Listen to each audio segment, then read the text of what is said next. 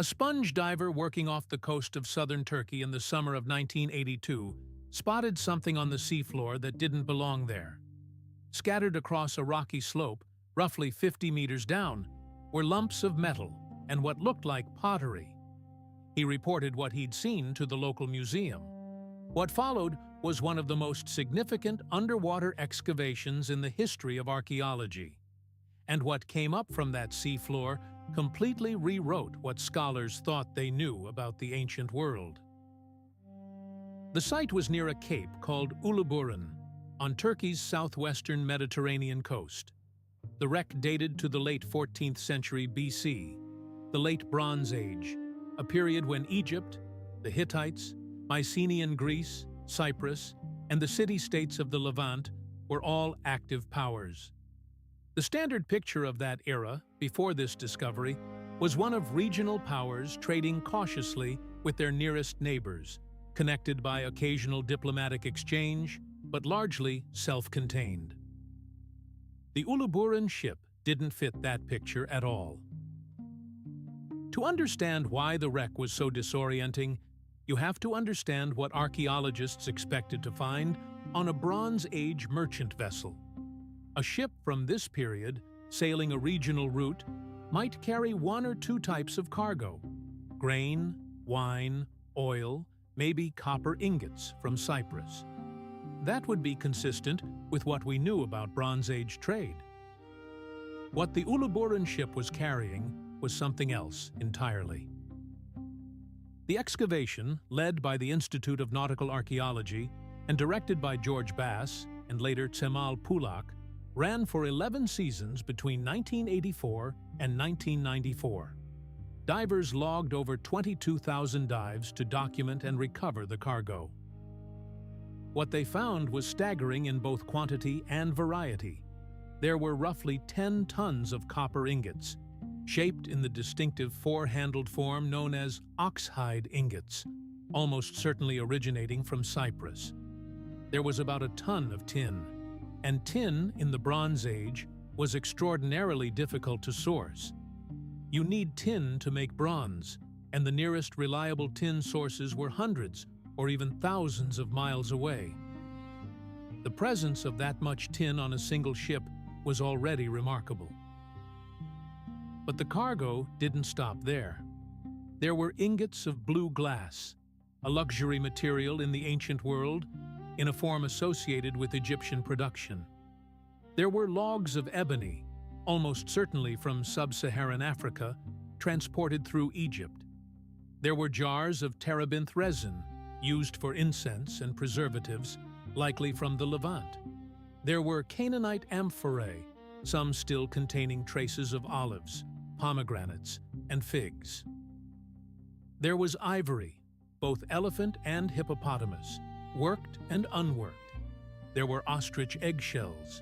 There were faience beads and gold jewelry. There were cylinder seals from Mesopotamia and scarabs from Egypt.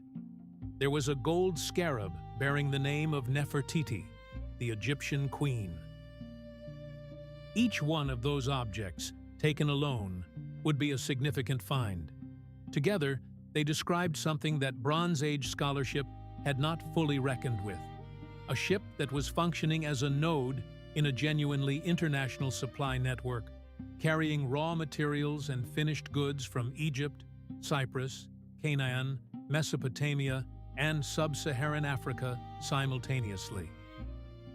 This wasn't regional trade.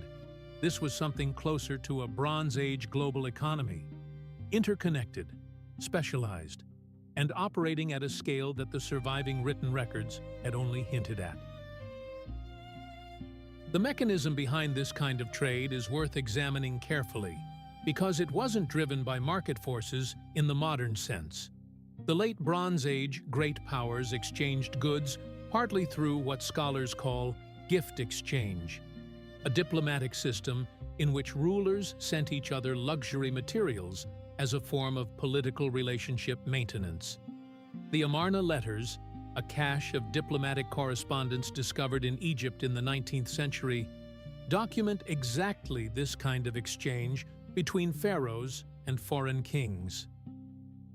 But the Uluburun cargo suggests that alongside this elite diplomatic layer, there was also a functioning merchant trade in bulk raw materials, copper, tin, glass, resin, that moved through professional intermediaries, likely Canaanite or Syrian merchants, who operated across political boundaries. The ship itself was probably Canaanite in origin, based on the construction techniques and the dominant type of cargo container found aboard.